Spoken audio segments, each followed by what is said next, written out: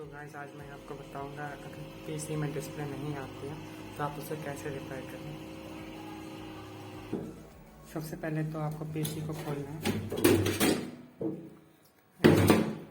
उसके बाद ये रैम निकालनी है।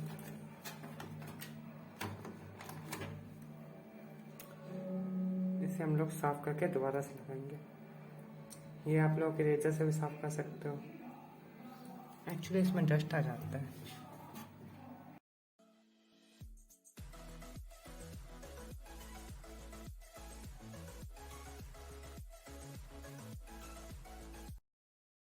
तो अभी हम लोगों ने साफ करके रैम लगा दिया। अब हम लोग चेक करते हैं।